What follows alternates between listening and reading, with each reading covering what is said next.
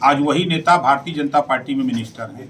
तो ये वही लोग हैं जो जातिवार जनगणना कराने से मुकर रहे थे, भाग रहे थे।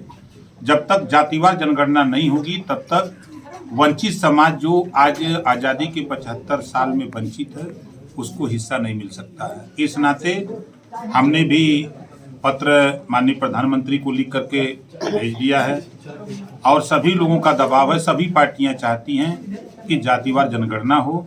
इसमें प्रधानमंत्री जी अपने को पिछड़ों का नेता कहते हैं, तो अगर वो पिछड़ों के नेता हैं तो पिछड़ों के हितैषी हैं, तो जातिवार जनगणना सबकी करा दें, चाहे सामान्य वर्ग हो उसमें कौन कौन सी जाति हैं, अनुसूचित जनजाति में कौन कौन जाति कितनी आबादी उसकी है, पिछड़ी जाति में भी कौन कौन जाति कितनी आबादी है, सबकी जातिवार जनगणना करा दें ताकि सबको हिस्सा बराबर मिलने लगे।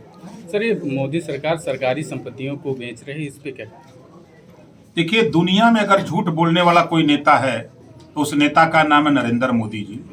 उन्होंने कहा था कि मैं देश नहीं लूटने दूंगा, मैं देश नहीं बिकने दूंगा, और आज नरेंद्र मोदी जी ने रेलवे बेच दिया, बैंक बेच दिया, LIC बेच दिया, BSNL बेच दिया, कोयले की खदान बेच दिया, पूरे देश की संपत्ति बेच रहे हैं।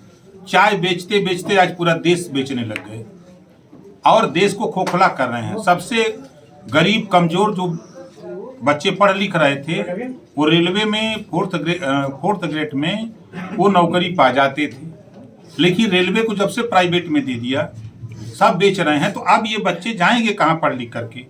इनको रोजगार कहाँ मिलेगा? देश में सबसे ज़्यादा रोजगार देने वाली अगर संस्था कोई है तो वो रेलवे। लेकिन देश के हमारे प्रधानमंत्री जी, इन्होंने तो साफ साफ कहा कि हम तो फकीर आदमी हैं, झोला लेके चल देंगे, और देश की जनता मान लेती है कि फकीर है। जो दिन भर में 3 बार ड्रेस बदलते हों करोड़ों रुपए का, वो फकीर कैसे हो सकता है? सर, ये MP में हरदोई का रहने वाला एक व्यक्ति जो था चूड़ी बेचने वाले, उसकी माम बेचिंग हुई है, इस पे ओवैसी ने कहा कि मुस्लिम था इसलिए घटना हुई। देखिए, जहाँ जहाँ भारतीय जनता पार्टी का शासन है वहाँ वहाँ मुसलमानों को लेकर के ये बहुत आंदोलित होते हैं। हिंदू मुसलमान में झगड़ा करा करके, दंगा करा करके सिर्फ वोट लेने की कवायद होती है। अगर कोई व्यक्ति रोजगार कर रहा है तो उसको जाति और धर्म से जोड़ करके आप उसके खिलाफ कार्रवाई करना ये बहुत अनुचित बात है।